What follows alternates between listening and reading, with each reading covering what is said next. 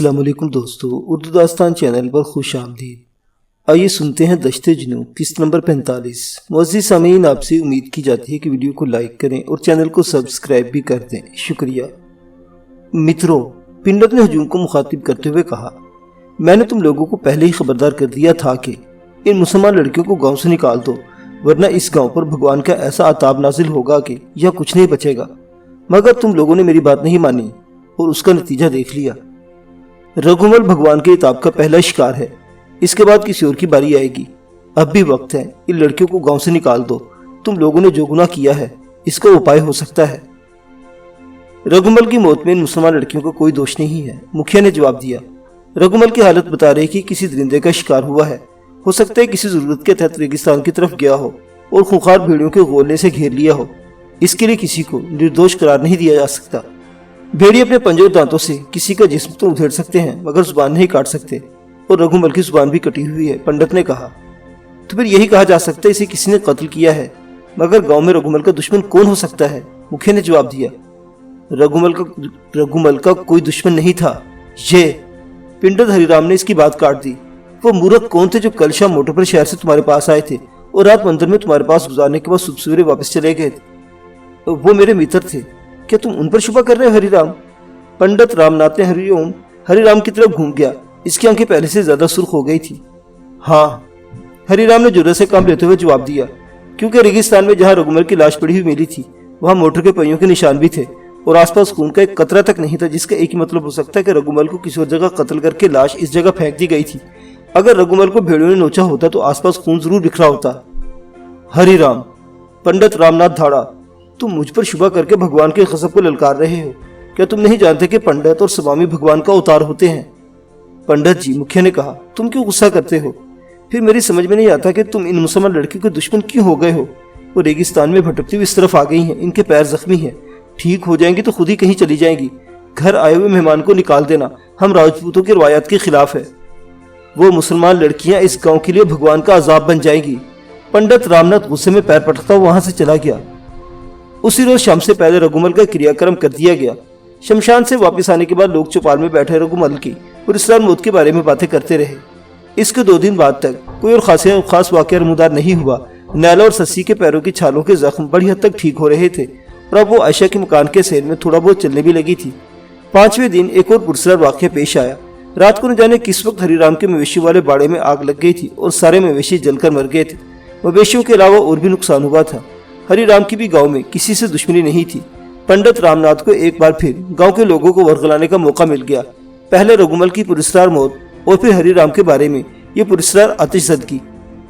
पंडित रामनाथ की बातों में आकर कुछ लोग तो वाकई सहम गए थे, लेकिन मुख्य और गांव के अक्सर लोग अब भी इस बात पर कायम थे कि इन वाकयात से इन 2 मुसलमान लड़कियों को कोई ताल्लुक नहीं, बल्कि ये महज इत्तफाकी हादसात थे। बल्कि मुख्य कुछ लोगों ने तो पंडित रामनाथ पर शुबा करने लगे थे। हरियाम ने दृढ़ कह दिया था कि रेगिस्तान में जिस जगह रघुमल की लाश पाई गई थी वहां आसपास खून का कोई कतरा नहीं मिला था। इसके बरअक्स वहां मोटर के पहियों के निशान पाए गए थे, जिसका मतलब था कि रघुमल को कहीं और कत्ल किया गया था और लाश वहां ले जाकर फेंक दी गई थी। लेकिन जाहिर है किसी सबूत के बगैर किसी पर इल्जाम नहीं लगाया जा सकता था। तीसरे रोज गाँव की एक जवान लड़की लापता हो गई। शकुंतला नाम की यह लड़की गाँव के गरीब काश्तकार की बेटी थी। इसकी उम्र 14 और 15 साल के दरमियान थी। उस रोज इनके घर में आलू मेथी की भुजिया बनाई गई थी। ये भुजिया खुद शकुंतला ने बनाई थी। इसे मालूम था कि इन 2 मुसलमान लड़कियों ने पहले रोज मुखिया के घर में आलू मेथी की भुजिया ही खाई थी और इन दोनों लड़कियों ने इसकी बहुत तारीफ की थी। और उस रोज शाम का अंधेरा फैलने की थोड़ी ही देर बाद एक प्लेट में आलू मेथी की भुजिया लेकर आयशा के घर जाने के लिए अपने घर से निकली थी। इसका ख्याल था कि वो दोनों मुसलमान लड़कियां इसके हाथ की बनी हुई भुजिया खाकर बहुत खुश होंगी। शकुंतला के घर वाले इसकी वापसी का इंतजार करते रहे, लेकिन जब बहुत देर बाद भी वो नहीं आई तो उसके छोटे भाई को भेजा गया कि शकुंतला को साथ लेकर आए। आयशा का घर चंद घरों के फासले पर था, बस गली का मोड़ था। शकुंतला का छोटा भाई 5 मिनट में वापस आ गया और जब इसने बताया कि शकुंतला तो आयशा मासी के घर पहुंची ही नहीं, तो पूरे घर में खलबली सी मच गई। तकरीबन 2 मिनट बाद आयशा भी पहुंच गई और शकुंतला की माँ से इसके बारे में पूछने लगी।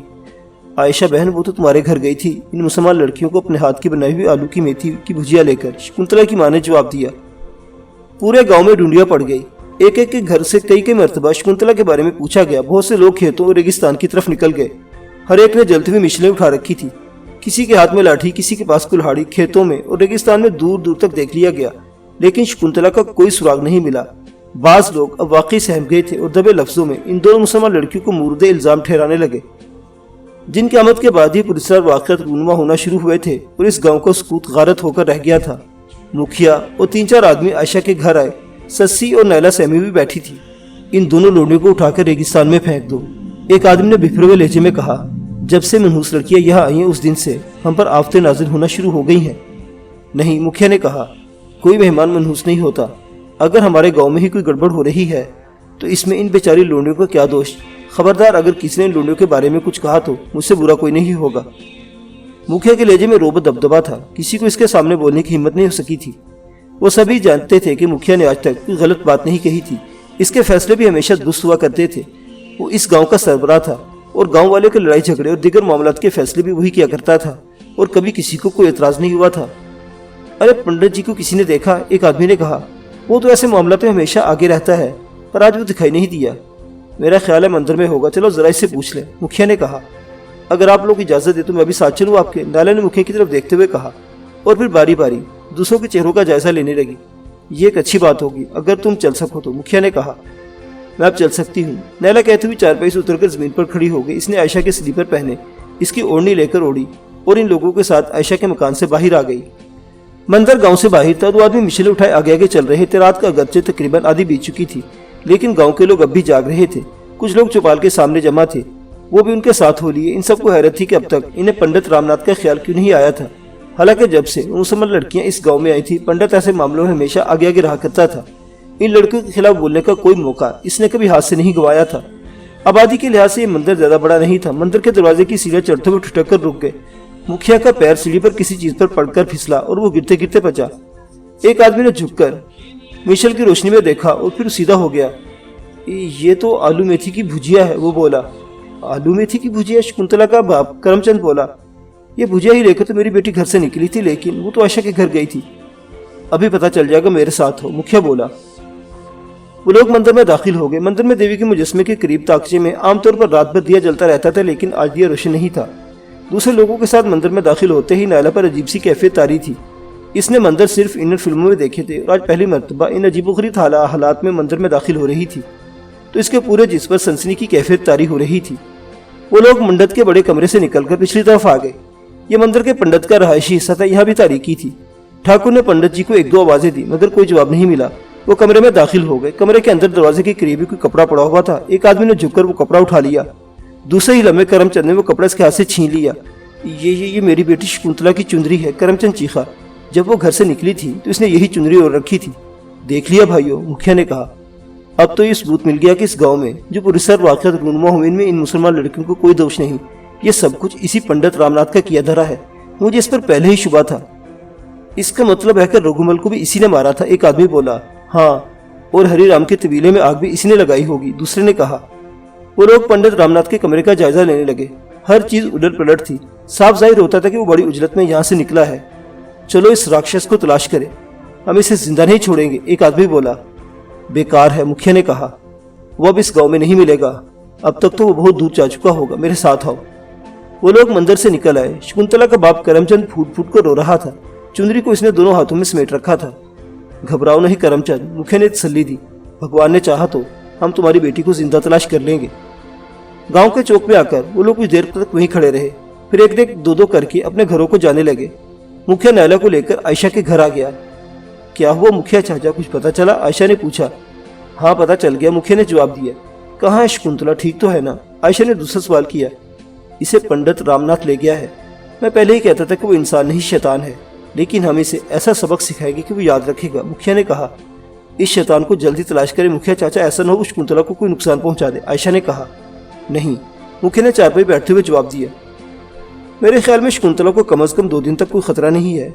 मैं समझी नहीं मुखिया चाचा, आयशा ने उलझी हुई नजरों से इसकी तरफ देखा। पहले मुझे शुबा था, लेकिन अब यकीन हो गया कि पंडित रामनाथ काली देवी का पुजारी है। तुम जानती हो कि पहले इंसानों को काली की भेंट चढ़ाया जाता था, लेकिन फिर इंसानी भेंट पर पाबंदी लगा दी गई।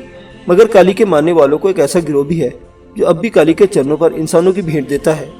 राजस्थान ही में पहाड़ियों पर एक ऐसी जगह मौजूद है जहाँ चोरी छुपे हर पूर्णमासी की रात एक इंसानी भेंट दी जाती है, और मेरा ख्याल है इस मरतबा भेंट के लिए करमचंद की बेटी शकुंतला का इंतखाब किया गया है। फौरन माशी में अभी 2 दिन बाकी है और मैं ये समझता हूँ कि इन 2 दिनों में शकुंतला को कोई खतरा नहीं होगा। हम वक्त से पहले इसे इन शैतानों के पंजे से छुड़ा लेंगे। आपको पता है वो पहाड़ियाँ कहाँ हैं? नायला ने पूछा। हाँ, मुखिया ने इस बात में सर हिलाया। वो पहाड़ी यहाँ से 20-22 कोस के फासले पर है। मैं कुछ आदमियों को लेकर कल शाम का अंधेरा फैलते ही यहाँ से रवाना हो जाऊंगा। शकुंतला को जिंदा सलामत वापस लाने की पूरी कोशिश की जाएगी। अगर मैं आप लोगों के साथ जाना चाहूँ तो क्या मुझे इजाज़त होगी? नायला ने पूछा। तुम? मुखिया ने हैरत से इसकी तरफ देखा। रास्ता बहुत कठिन है। तुम पहले ही बहुत से दुख झील कर यहाँ आई हो और फिर हमारा मुकाबला मर्दों से होगा। तुम एक नारी हो, तुम्हारी वजह से हमारे हाथ पैर बंध कर रह जाएंगे। हमें तुम्हारा भी ख्याल रखना पड़ेगा। नहीं मुखिया जी, नायला ने कहा, आप लोगों को मेरी फिक्र करने की ज़रूरत नहीं होगी। मैं 4-6 आदमियों पर भी भारी हूँ। यकीन हो तो सुबह गांव के 4-6 गबरू जवानों से मेरा मुकाबला करवा के देख लेना। अगर वो मुझे छू भी लें तो मैं साथ जाने के लिए जिद नहीं करूँगी। क्या वाकई तुम्हें अपने आप पर इतना भरोसा है? मुखिया ने अजीब सी निगाहों से इसकी तरफ देखा। मुझे अपने अल्लाह पर भरोसा है मुखिया जी, नायला ने जवाब दिया। मैं सिर्फ इतना जानना चाहती हूँ कि जो हक पर होता है इसे दुनिया की कोई ताकत शिकस्त नहीं दे सकती। अच्छा ठीक है, कल फैसला करेंगे, मुखिया कहते हुए उठ गया। मुखिया के जाने के बाद नायला ससी और आयशा से देर तक बातें करती रही और फिर इन्हें बार बार जमाइयाँ आने लगी। थोड़ी देर बाद वो अपने अपने बिस्तरों पर लेट गई। ससी हस्बे मामूल नायला से लिपट कर सोई थी। दूसरे दिन गांव के लोग इस मौजू पर अपने अपने ख्यालात का इजहार करते रहे। जो लोग पंडित रामनाथ की बातों में आकर सस्सी और नायला पर किसी किस्म का शुबा करने लगे थे, अब वो भी आयशा के घर आकर इनसे मुआज़त कर रहे थे और अब सारी बात रामनाथ पर आ गई थी। मंदिर की सीढ़ियों पर गिरी हुई आलू मेथी की भुजे पंडित के कमरे में शकुंतला की चुनरी से यह साबित हो गया था कि शकुंतला को पंडित ही ने अगवा किया था। मुखिया का ख्याल था कि कल शाम पंडित के मोटर वाले दोस्त आए होंगे। मोटर उन्होंने गांव से बाहर बहुत दूर छोड़ी होगी।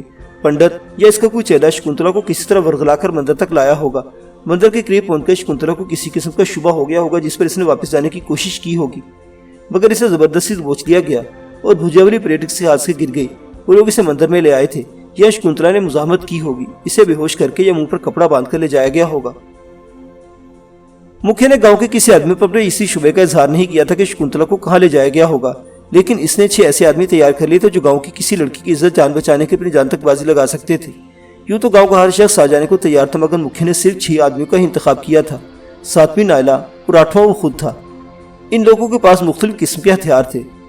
2 आदमियों के पास डबल बैरल की बंदूकें थी जिनमें 6 नंबर के कारतूस इस्तेमाल होते थे। 2 आदमी अपने लिबास में खंजर छुपा लिए थे। इन्हीं में से एक के पास चौड़े फल और लंबे दस्ते वाली कुल्हाड़ी थी। मुखिया के पास सिर्फ लाठी थी। 10 ब 10 लड़ाई में इसे लाठी के अलावा किसी और हथियार की जरूरत भी नहीं थी। वो गुदके का माहिर था और सिर्फ लाठी की मदद से अकेला कई आदमियों को अपने सामने घुटने टेकने पर मजबूर कर सकता था। मैं जब रेगिस्तान में भटकती उस तरफ आई थी तो मेरे पास एक पिस्तौल भी था। मेरा वो पिस्तौल किसके पास है? नायला ने मुखिया से पूछा। वो पिस्तौल मेरे पास मौजूद है, मगर उसमें गोली नहीं है, मुखिया ने जवाब दिया। अगर तुम खंजर इस्तेमाल करना जानती हो तो ये अपने पास रख लो। इसने एक 2 धारी खंजर नायला की तरफ बढ़ा दिया। नायला ने खंजर रख लिया। जरूरत के वक्त कोई भी हथियार काम आ सकता था।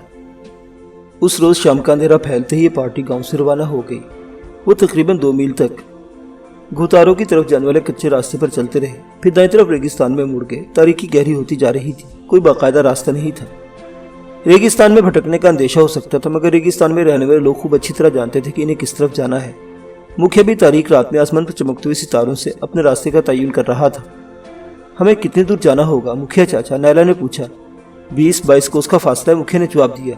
काली के पुजारियों ने पहाड़ियों में खुफिया ठिकाना बना रखा है जहाँ वो हर पूर्णमासी की रात को जमा होते हैं और काली के चरणों में एक इंसान की भेंट चढ़ाते हैं। हिंदुस्तान में इंसान की भेंट देना अगरचे जुर्म है, मगर काली के पुजारी ये सब कुछ चोरी छुपे करते हैं। इस पूजा में शरीक होने वालों की तादाद ज्यादा नहीं होती और जो लोग आते हैं इनका इंतखाब भी बहुत एहतियात से किया जाता है। अलबत्ता साल में एक मरतबा इन पहाड़ियों में काली की पूजा का मेला लगता है।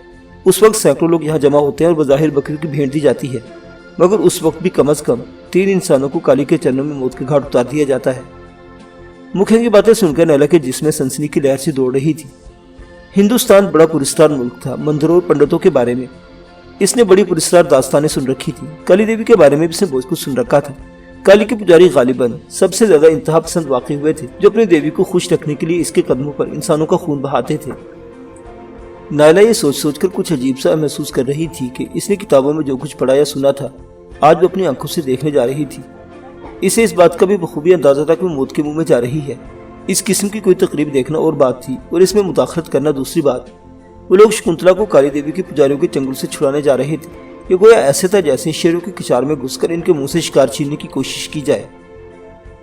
नैला और सस्सी 2-3 रातें और एक दिन सहरा में भटकती रही थी, लेकिन उस वक्त उनके सामने सिर्फ अपनी जिंदगी और मौत का मसला था। लेकिन अब सूरत हाल कुछ मुख्तलिफ थी। वो राजस्थान में सफर कर रही थी। ये हिंदुस्तान का वो खित्ता था जो अपने अंदर हजारों इसरार छुपाए हुए था। वो लोग खामोशी से सफर करते रहे। रात जैसे जैसे गहरी हो रही थी, सर्दी में भी इजाफा होता जा रहा था। मुखिया बार बार रुककर आसमान पर चमकते हुए सितारों की तरफ देखता और अपने साथियों को इशारा करता हुआ पहले से ज्यादा तेजी से कदम उठाने लगता। इनके चारों तरफ तारीक रेगिस्तान फैला हुआ था, लेकिन अब ऊंची ऊंची टीलों का सिलसिला भी शुरू हो गया था। वो एक टीले के करीब थोड़ी देर के लिए रुके थे। नैला अगरचे मुसलसल चलते रहने से थक गई थी, मगर इसने अपनी थकन का इजहार नहीं किया था। इन टीलों से आगे नर्म रेत बतदरीज कम होती चली गई। इससे आगे सख्त जमीन शुरू हो गई। जा बजा फैले हुए टीले भी ठोस थे। वो इन टीलों के गिर्द घूमते हुए चलते रहे। आधी रात के करीब इन्हें तारीकी में पहाड़ियों के होले दिखाई देने लगे। वो पहाड़ियां ज्यादा बुलंद नहीं थी और नैला के अंदाजे के मुताबिक इन पहाड़ियों का फासला अब भी 2 मील से कम नहीं था। वो लोग कुछ देर के लिए टीले के पास रुके। इन पहाड़ों की तरफ देखते रहे। फिर मुखिया ने इन्हें इशारा किया और वो कदरे बाई तरफ कोटते हुए आगे बढ़ने लगे। इस तरह वो एक तवील चक्कर काटते हुए इन पहाड़ियों की दूसरी तरफ पहुंच गए। साथ साथ 2 पहाड़ियां थी। इनके दरमियान एक कुशादा दर्रा था। वो बहुत एहतियात से इस दर्रे में चलने लगे। गहरी तारीकी में बार बार ठोकरें लग रही थी। नायला मुखिया के साथ चल रही थी। एक जगह वो ठिठक कर रुक गई। इसने मुखिया का हाथ पकड़कर इसे रोका। दाएं तरफ वाली पहाड़ी की एक दरार से मध्यम सी रोशनी झलक रही थी। मुखिया ने अपने साथियों को वही रुकने का इशारा किया और खुद पहाड़ी दरार में दाखिल हो गया। नैला भी इसके पीछे ही थी। दरार ज्यादा कुशादा नहीं थी। नैला चट्टानी दीवारों के साथ घिसकती हुई आगे बढ़ रही थी। मुखिया इससे 2 कदम आगे था। यह दरार तकरीबन 20 फीट लंबी साबित हुई। इसके आखिरी सिरे पर पहुंचकर मुखिया रुक गया। इस जगह दरार कदरे कुशादा थी। नैला भी मुखिया के करीब आ गई और चट्टान की आड़ से झांक कर दूसरी तरफ देखने लगी। वो एक कुशादा गार था जिसमें गालिबन कोई मिशल जल रही थी और मिशल किसी चर्बी जानवर की चर्बी इस्तेमाल हो रही थी, क्योंकि हल्की सी बू भी फैली हुई थी। यह दरार इस गार का असल रास्ता नहीं था। रास्ता किसी और तरफ था। नैला को वो गार पूरी तरह नजर नहीं आ रहा था। वो कुछ और आगे बढ़ गई और इस मर्तबा जिसने झांक कर देखा तो उसके पूरे जिस्म में सनसनी की एक लहर सी दौड़ गई। गार में दाईं तरफ वाली दीवार के साथ पत्थर का एक बहुत बड़ा चबूतरा था। इस चबूतरे के पिछले हिस्से पर एक कद आदम मुजस्मा था। नैला को समझने में देर नहीं लगी कि वो काली देवी का मुजस्मा था, जिसे देखकर इस पर अजीब सी हैबत तारी हो गई थी। काली के जिस्म के निचले हिस्से पर लंगोट की तरह का कपड़ा लिपटा हुआ था। पेट और सीना बरहना था और इसके दोनों हाथ ऊपर उठे हुए थे। दोनों हाथों की तेलियां इस तरह खूना लूथ थी जैसे मेहंदी लगाई गई हो। बाएं हाथ में गंडासा था और दाएं हाथ में धागे से लटकी हुई एक गंगोरे वाली थाली थी। इस थाली के नीचे धागे ही की मदद से एक और थाली लटकी हुई थी। काली के चेहरे की रंगत अगरचे की सख्त तक सही माइल थी, लेकिन चेहरे के नुकूश खासे पुरकशिश थे। मोटी आंखें, कमान की तरह तनी हुई भवें, पेशानी पर चमकती हुई सुर्ख बिंदियां, नाक में चमकती हुई कील और स्याह लंबी जुल्फें। मांग के एन बस में पेशानी पर सोने का टीका भी चमक रहा था। इसकी सुर्ख जुबान बाहर निकली हुई थी। ऊपर के दांत भी नजर आ रहे थे। काली के गले में पत्तों और कागजी फूलों के हार थे। सोने का चमकता हुआ एक हार इसके सीने पर झूल रहा था। इसके गले में एक और हार देखकर नैला थर्रा गई। ये हार इंसानी खोपड़ियों का था। इस हार से मुंसलिक इंसानी खोपड़े इसके बरहना सीने के दाईं तरफ और बाईं तरफ झूल रही थी। मुजस्मे के सामने चबूतरे पर मिट्टी के एक प्याले में दूध रखा हुआ था और इसके साथ ही भंग के बहुत से पत्ते भी बिखरे हुए थे। काली का मुजस्मा देखकर नैला कांप उठी। इसे तबाही और बर्बादी की देवी समझा जाता था। पुराने जमाने में ठग, चोर, डाकू, लुटेरे अपने किसी मिशन पर जाने से पहले काली के कदमों पर इंसानी जानों की भेंट दिया करते थे। अगरचे वक्त बदल चुका था, मगर काली के पुजारी इसकी तबाही और बर्बादी का मिशन अब भी जारी रखे हुए थे। नैला काली के मुजस्मे को देख रही थी कि गार में कदमों की आवाज सुनाई दी। कुछ देर बाद 2 आदमी किसी तरफ से निकलकर काली के मुजस्मे के सामने आ गए। इनमें से एक को नैला फौरन ही पहचान गई। वो गांव का पंडित रामनाथ था। नैला ने मुखिया को इस तरह मुतवज्जो किया। रामनाथ को देखकर मुखिया की आंखों में खून उतर आया, लेकिन वो कोई हरकत करने के बजाय खामोशी से अपनी जगह पर खड़ा रामनाथ की तरफ देखता रहा। रामनाथ और इसके एक साथी काली के मुजस्मे के ऐन सामने जमीन पर बैठ के कुछ देर बाद 4 और आदमी वहां आ गए। वो सब अपने हुलिये से पंडित ही लगते थे, मगर इनके चेहरे बड़े खौफनाक थे। अब वो आपस में बातें कर रहे थे। इनकी आवाज साफ सुनाई दे रही थी। लक्ष्मण को आज यहाँ पहुंचाना चाहिए था, मगर हैरत है वो आया नहीं। उनमें से एक ने कहा, लक्ष्मण अब कभी नहीं आएगा। पंडित रामनाथ ने कहा, वो जोधपुर में पकड़ा गया है। वो एक लड़के को उठाकर ले जा रहा था कि लोगों ने देख लिया। वो लड़के को लेकर एक खाली मकान में घुस गया। लड़के ने सोने जाने की कोशिश की तो लक्ष्मण ने इसका गला घोंट दिया, लेकिन इस दौरान लोग भी पीछा करते वहां पहुंच गए। लक्ष्मण ने बचने के लिए अपने पिस्तौल से गोली चला दी, जिससे एक आदमी भी मारा गया, मगर लोगों ने इसे भागने का मौका नहीं दिया और पकड़कर पुलिस के हवाले कर दिया। इसके हाथों 2 कत्ल हुए हैं। अब या तो फांसी के तख्ते पर चढ़ेगा या इसकी बाकी जिंदगी जेल में गुजरेगी। तुम्हें सब कुछ कैसे पता चला? उस शख्स ने पूछा। रामनिवास ने बताया है। वो तकरीबन 1 घंटा पहले यहाँ पहुँचा है, इसलिए तो मैं कहता हूँ कि भेंट आज ही दे दी जाए। लक्ष्मण ने अगर पुलिस को बता दिया कि कल दिन में किस वक्त पुलिस यहाँ पहुँच जाएगी, हम आज ही भेंट देकर सुबह सवेरे जहाँ से अपने अपने ठिकानों की तरफ निकल जाएंगे। रामनाथ ठीक कहता है, एक और पुजारी ने कहा। रात आधी हो चुकी है, हमें अब ज्यादा देर नहीं करनी चाहिए। तो भी ठीक है, लाओ इस लोंडिया को, पहले आदमी ने कहा। पर रामनाथ, वो लोंडिया ठीक तो है ना? मेरा मतलब है तुमने इसके साथ कुछ। अरे नहीं गौतम, रामनाथ इसकी बात काट दी। तू जानता है वो लोंडिया काली की अमानत है, और मैं काली की अमानत में कभी खयानत नहीं करता। मुंहमारी करने के लिए और भी तो बहुत कुछ है। मैं जब भी शहर जाता हूँ प्रकाश एक से एक चीज मेरे सामने पेश कर देता है। वो तो ऐश करता है ऐश। इसके मंदिर में तो हसीनों जवान लोंडियों का झूमर लगा रहता है। वो तो अपने मंदिर में राजा इंद्र बना रहता है। वो चंद लम्हों को खामोश हुआ, फिर बात जारी रखते हुए बोला, पर यार गौतम, वो तो मुसलमान लोंडिया मुझे कभी नहीं भूलती जो चंद रोज पहले मेरे गांव में डेरे जमाए हुए हैं। उनमें से एक तो ऐसे बस देखते ही मुंह में राल टपकने लगती है। मैंने तो बहुत कोशिश की थी कि इन्हें गांव से निकलवाने की, एक तो मरतबा वो गांव से निकाल दी जाती तो मैंने पकड़कर शहर में तुम्हारे पास पहुंच जाता। अरे ऐसी गोरी चिट्टी और जवान लोंडिया तुमने भी कभी नहीं देखी होंगी। जवानी तो फटी पड़ रही है इनकी, अगर गांव का वो मुखिया। रामनाथ खामोश हो गया, इसके मुंह से बेइख्तियार गहरा सांस निकल गया। तुम परले दर्जे के बेवकूफ हो, गौतम ने कहा। तुमने कभी खोपड़ी इस्तेमाल ही नहीं की। अगर तुम बुद्धि इस्तेमाल करते तो आज वो दोनों मुसलमान लड़के भी तुम्हारी झोली में होती, मगर अब तुम इस गांव का रुख भी नहीं कर सकते। हाँ यार गौतम, रामनाथ ने फिर गहरा सांस लिया। इन लूडो के लिए मैंने रघुमल को बेदर्दी से मौत के घाट उतार दिया, हरिराम के मवेशी जला दिए, लेकिन मूर्खिया ने मेरा हर हरबा नाकाम बना दिया। और फिर करमचंद की लूडे को उठाने में भी मुझसे थोड़ी सी गलती हो गई। मुझे गांव में ही रहना चाहिए था। इस तरह मैं गांव के लोगों को चोट डरा धमकाकर इन मुसलमान लोंडियों को गांव से निकलवाने पर मजबूर कर देता, और फिर वो दोनों मेरे कब्जे में होती। सबसे पहले तो मैं इस लंबे कद वाली को रगड़ता। नायला का चेहरा सुर्ख हो गया, जिस पर चूंटियां सी रींगने लगी। पंडित रामनाथ किस बेगैरती से इसके और शशि के बारे में अपने ख्यालात का इजहार कर रहा था। इसका दिल चाह रहा था कि आगे बढ़कर रामनाथ का गला घूंट दे। इसे हिंदू पंडितों के बारे में जो कुछ सुना था वो बिल्कुल सच साबित हुआ था। मस्जिद हो, मंदिर हो या गुरुद्वारा, ये जगह तो खुदा का घर होती है। दुनिया के हर मजहब के लोग अपनी इबादत गाहों का एहतराम करते हैं, मगर हिंदू पंडितों ने भगवान के घर में भी साजिशों के मरकज और अय्याशियों के अड्डे बना रखे हैं। अच्छा भाई, अब ज्यादा देर मत करो, गौतम ने कहा। इस लोंडिया को लेकर जल्दी हो, ताकि जल्द से जल्द फारिग होकर हम लोग भी सुबह होने से पहले पहले यहाँ से निकल चले। अभी लेकर आता हूँ, पंडित रामनाथ कहते हुए उठ गया। मुखिया चाचा, नायला ने मुखिया की तरफ मुड़कर सरगोशी की। इस गार का रास्ता किसी दूसरी तरफ है, मैं यहाँ खड़ी होती हूँ। तुम अपने आदमी को लेकर गार में दाखिल होने की कोशिश करो। इस तरफ की फिक्र मत करना, यहाँ से कोई भी नहीं निकल पाएगा। लेकिन मेरी फिक्र मत करो मुखिया चाचा, नायला ने इसकी बात काट दी। तुम जल्दी से गार में दाखिल होने की कोशिश करो। मुखिया दरार में वापस मुड़ गया और आवाज पैदा किए बगैर चलने की कोशिश करने लगा। नायला अपनी जगह पर खड़ी गार के अंदर देखती रही। इसने मुखिया का दिया हुआ खंजर निकालकर हाथ में पकड़ लिया था। तकरीबन 5 मिनट बाद पंडित रामनाथ शकुंतला को लेकर गार में दाखिल हुए। उसके साथ एक और आदमी भी था, जिसकी शक्ल देखकर नायला चौंके बगैर नहीं रह सकी। वो मुखिया के गांव का ही आदमी था। शकुंतला बिल्कुल बेरहना थी, इसके दोनों हाथ पीछे बंधे हुए थे। इसके चेहरे पर खौफ के तासुरात जैसे मुंजमद होकर रह गए थे। इसकी उम्र 14.5 के लगभग थी। उठता शबाब था, चेहरे के नकूश भी बड़े दिलफरेब थे। इसे संदली हुस्न का शहकार करा दिया जा सकता था, लेकिन खौफ ने इसके चेहरे के तासुरात बिगाड़ दिए थे। पंडित रामनाथ और दूसरे आदमी ने शकुंतला को दोनों तरफ से थाम रखा था। वो इसे तकरीबन घसीटते हुए ला रहे थे। कार में मौजूद दूसरे पंडितों और काली के मुजस्मों को देखकर शकुंतला बुरी तरह चीखने लगी। मुजस्मे के सामने बैठे हुए दूसरे आदमी उठ गए। इनकी शक्लें बड़ी हैबतनाक थी, जिन्हें देखकर वाकई खौफ आता था।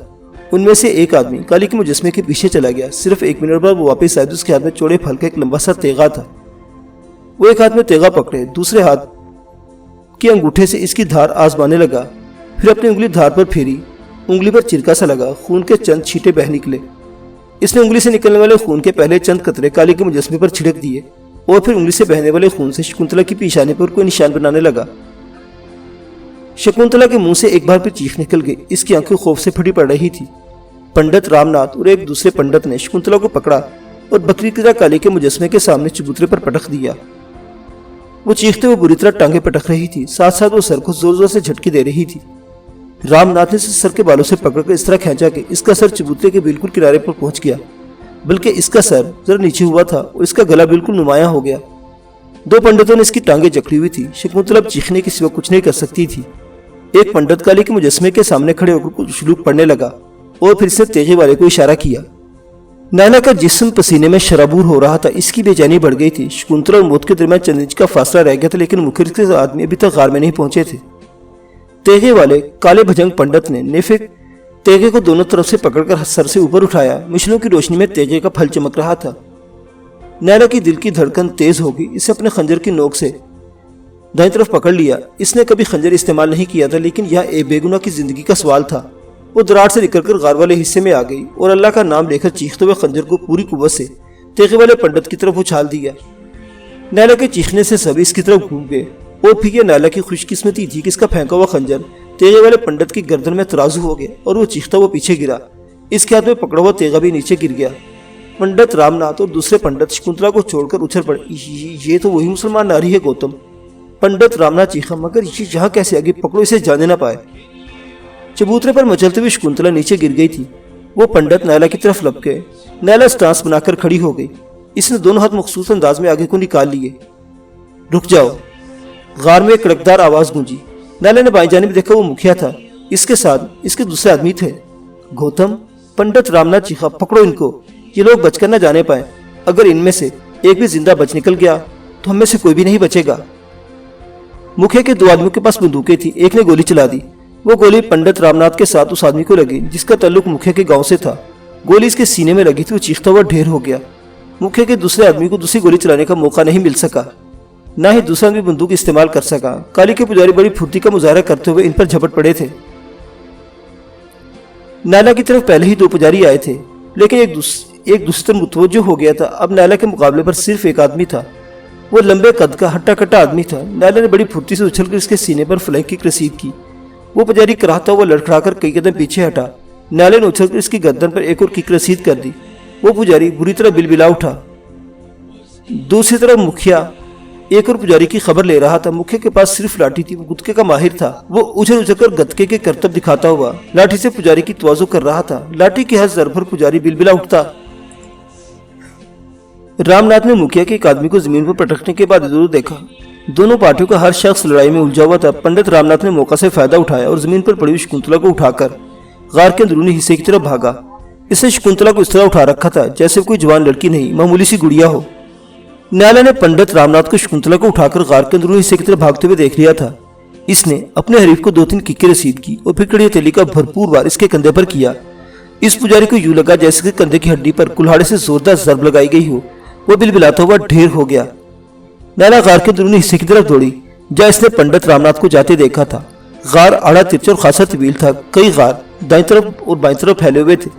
नायला को हैरत हुई कि बाहर से बजाय छोटी सी नजर आने वाली इस पहाड़ी के अंदर गारों का जाल फैला हुआ था।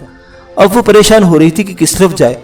हर तरफ गार ही गार थे। पंडित रामनाथ शकुंतला को लेकर न जाने किस तरफ निकल गया होगा। दफतन वो चीख की आवाज सुनकर चौंक गई। ये शकुंतला की चीख थी जो गार के इंतहाई अंदरूनी हिस्से की तरफ से आई थी। यूं लगा था जैसे ये आवाज कुएं की गहराई से आई हो। आवाज की समत का तयन करना मुश्किल था, लेकिन नायला महज अंदाजे की बिना पर एक गार में भागती चली गई। तमाम गारों की मशलें जल रही थी। रोशनी में से भागने में कोई दुश्वारी पेश नहीं आ रही थी। उस गार में भी कई मोड़ थे। एक मोड़ मुड़ते ही वो ठटक कर रुक गए। इसके मुंह से चीख निकलते निकलते रह गई। सामने ही 2 इंसानी ढांचे पड़े थे। इसने इधर उधर देखा। गार के इस हिस्से में बहुत सी हड्डियां बिखरी हुई थी। चीख एक बार फिर सुनाई दी। नायला फिर आगे दौड़ने लगी और बिल आखिर वो गार के उस हिस्से में पहुंच गई जहाँ पंडित रामनाथ शकुंतला को दबोचे हुए थे। शकुंतला जमीन पर पड़ी थी। इसके हाथ अब भी पुष्ट पर बंधे हुए थे। उस शकुंतला के ऊपर लदा हुआ था और शकुंतला चीखते हुए टांगे चला रही थी। रामनाथ, इस लड़की को छोड़ दो, नायला चीखी। पंडित रामनाथ आवाज सुनकर एकदम उछल पड़ा। इसने आवाज की समत गर्दन उठाई। वो नायला को देखकर इसके चेहरे पर शरीर हैरत के तासुरात उभर आए। वो शकुंतला को छोड़कर खड़ा हो गया। नायला आगे बढ़कर इससे चंद कदम के फासले पर रुक गई। तुम्हारी मौत भी तुम्हें यहाँ खींच ली है नारी, रामनाथ खुर्राया। लेकिन तुम्हें मौत के घाट उतारने से पहले तुम्हारे इस खूबसूरत शरीर को इस तरह पामाल करूंगा कि याद करोगी। तुम्हें गांव में देखकर तुम्हें पागल हो गया था। तुम जैसे घटिया और पस जीनत के लोगों ने इस धर्म को भी बदनाम कर रखा है रामनाथ। नायला ने जवाब दिया, अगर तुम जैसे शैतान ना होते तो ये दुनिया जन्नत होती। मुझे यहाँ आते हुए चंद रोज से ज्यादा नहीं हुए, लेकिन तुम न जाने कितने बेगुनाहों को देवी की भेंट के नाम पर मौत के घाट उतार चुके हो और न जाने कितनी मासूम लड़कियों की इज्जत पामाल कर चुके हो। ये वो लड़की है जिसे तुम गाँव वालों के सामने पुत्र और बेटी कहा करते थे, और आज तुम इसी बेटी के साथ मुकाला करने जा रहे हो। मैं तुम्हें जिंदा नहीं छोड़ूंगी। तुम जैसे लोगों को जिंदा रहने का कोई हक नहीं है। तुम मुझे जिंदा नहीं छोड़ोगी। पंडित रामनाथ ने हल्का सा कहका लगाया। आज तक बड़े बड़े सूरमा रामनाथ को हाथ नहीं लगा सके। तुम जैसी दुबली पतली और कमजोर सी नारी मेरा भला क्या बिगाड़ लेगी। तुम तो नाजुक और खूबसूरत सा खिलौना हो। भगवान ने तुम जैसे मर्दों का दिल बहलाने के लिए बनाया है। आओ मेरे करीब आओ। रामनाथ दोनों बाहें फैलाता हुआ आगे बढ़ा। नैला भी 2 कदम आगे बढ़ाए। फिर अचानक ही इसकी दाएं टांग हरकत में आई। इसकी किक रामनाथ के दाएं बाजू और कलाई पर और कोहनी के दरमियान हड्डी पर लगी। रामनाथ बिलबिलाकर पीछे हट गया और फिर नैला ने इसे संभलने का मौका नहीं दिया। इस पर जुनून सा तारी हो गया था। वो रामनाथ पर किक्स और पंचेस की बारिश करती रही। रामनाथ को हसरत ही रही कि उसे हाथ लगा सकता। तुम्हें तो कोई सूरमा आज तक हाथ नहीं लगा सका रामनाथ। नैला इसकी तरफ देखते हुए घुर्राई। वो जमीन पर पड़ा कर आ रहा था। मगर आज एक दुबली पतली और कमजोर सी नारी के सामने बेबस क्यों हो रहे हैं? उठो बुज़दिल। नैला ने इसकी पसलियों पर एक जोरदार ठोकर रसीद कर दी। रामनाथ लोट लगाकर उठ गया। नैला का ख्याल तक उस पर हमला करेगा, मगर वो दूसरे लम्हा एक सुरंग की तरफ भाग निकला। इसे भागते देखकर नैला ने हल्का सा कहका लगाया। भाग गया बुज़दिल। वो बड़बड़ाती हुई शकुंतला के करीब आ गई। शकुंतला की आंखें हैरत से फटी जा रही थी। इसके लिए बाकी सब कुछ हैरत अंगेज था। एक कमजोर सी लड़की ने पंडित रामनाथ जैसे मुस्टंडे को मार मार कर इसका भुर्ता निकाल दिया था और वो भागने पर मजबूर कर दिया था। डरो नहीं, अब तुम्हें कुछ नहीं होगा। नैला ने पुष्प पर बंधे हुए शकुंतला के हाथ खोलते हुए कहा और फिर इसे सहारा देकर उठाया। शकुंतला बेरहना थी। नैला ने इसे सहारा देकर गारों से बाहर ले आई। एक जगह मुखिया उसके साथी की आवाजें सुनकर वो रुक गई। मुखिया शकुंतला को नाम ले लेकर आवाजें दे रहा था। तुम यहीं रुको, मैं भी आती हूँ। नैला ने शकुंतला को वहीं रुकने का इशारा किया और खुद आगे बढ़ गई। गार का मोड़ घूमते ही इसे मुखिया के आदमी नजर आ गए। तुम कहाँ चली गई थी? शकुंतला का पता चला इसे रामनाथ उठाकर ले गया था। मुखिया ने इसे देखते ही कहा। शकुंतला ठीक से कुछ नहीं हुआ। नैला ने कहा। इसे कपड़ों की जरूरत है कि किसी के पास कोई फालतू कपड़ा है? शकुंतला के कपड़े में गार में पड़े हुए मिल गए थे। एक आदमी ने कपड़ों की एक पोटली सी नैला की तरफ बढ़ा दी। नैला वो कपड़े लेकर गार के दूसरे हिस्से में आ गई जहाँ शकुंतला खड़ी थरथर कांप रही थी। नैला ने अपने हाथ से कपड़े पहनाए और इसे लेकर गार से बाहर आ गई। शकुंतला दौड़कर बाप से लिपट गई। बापू, वो रोते हुए बोली, मुझे इस देवी ने बचा लिया, वरना वो शैतान मुझे किसी को मुंह दिखाने के काबिल न छोड़ता। ये तो वाकई देवी है। मुखिया नैला की तरफ देखते हुए कहा। फिर चंद लम्हों की खामोशी के बाद बोला, अभी बहुत रात बाकी है, अभी बहुत रात बाकी है। हमें यहाँ से चल देना चाहिए। हम सुबह तक गांव में पहुंच जाएंगे। वो लोग भाग गए क्या? नैला ने पूछा। राजपूत अपने किसी दुश्मन को भागने का मौका नहीं देता। मुखिया ने कहा। इन सबकी लाशें गार में पड़ी हैं। हमारा एक आदमी जख्मी हुआ है। रामनाथ तो भाग गया। नैला ने कहा। बापू, शकुंतला बोली, दीदी ने रामनाथ को मार मार कर इसका भुरकस निकाल दिया और बिलाखिर इसे भागकर जान बचानी पड़ी, वरना शायद दीदी से जान से मार देती। चलो अब देर न करो, मुखिया ने कहा। वो लोग गार से बाहर निकल आए। पहाड़ियों से बाहर आने के बाद इनकी वापसी का सफर शुरू हो गया। वो लोग रुके बगैर चलते रहे। सुबह की रोशनी फैलने लगी तो वो गांव से चंद मील दूर रह गए थे। वो सभी जानते थे कि सूर्य निकलने के बाद रेत तप जाएगी तो रास्ता तय करना दुश्वार हो जाएगा, इसलिए तेजी से चलने की कोशिश कर रहे थे। सूरज निकलने के 1 घंटा बाद वो गांव पहुंच गए। वो सब लोग आयशा के घर आए थे और गांव के बहुत से लोग वहां जमा हो गए। शकुंतला लोगों को नैला की बहादुरी के किस्से सुना रही थी। इस वाक़े के बाद नैला को वाकई गांव में देवी की हैसियत हासिल हो गई थी। गांव के लोग इसकी परस्तिश करने लगे थे। मुखिया और बहुत से लोगों ने इस ख्वाहिश का इजहार किया था कि वो हमेशा के लिए यहीं रह जाएं, मगर ज़ाहिरा नैला और ससी यहाँ नहीं रह सकती थी। नैला हर वक्त यही सोचती रहती थी कि अपने वतन किस तरह जाए। इस गांव के हिंदू वाकई बहुत अच्छे थे, नेक लोग तो इसके एहसानमंद भी थे, लेकिन पूरे हिंदुस्तान के लोग इनकी तरह शरीफ और नेक तो नहीं हो सकते थे। वो हिंदू हुक्मरानों को अच्छी तरह जानती थी। वो पाकिस्तान को ख़त्म करना चाहते थे। आधा पाकिस्तान वो तोड़ चुके थे और अब सिंध को पाकिस्तान से अलग करने की साजिशें कर रहे थे। राके एजेंटों के बारे में वो अच्छी तरह जानती थी, जो पाकिस्तान में तकरीबी सरगर्मियों में मसरूफ थे। यही लोग पाकिस्तानी नौजवानों को दौलत का लालच देकर या दूसरे तरीकों से वर्ग लाकर भारत ले जाते थे, जहाँ राजस्थान ही में इन्हें राके कैंपों में ब्रेन वॉशिंग करके इनके दिलों में पाकिस्तान के खिलाफ नफरत का जहर भर दिया जाता और फिर इन्हें तकरीबकारी और दहशतगर्दी की तरबियत देकर दोबारा पाकिस्तान भेज दिया जाता। सिंध की सरहदों पर आबाद हिंदू भारतीय एजेंटों को पनाह देते और इन्हें हर किस्म की सहूलतें फराहम करते।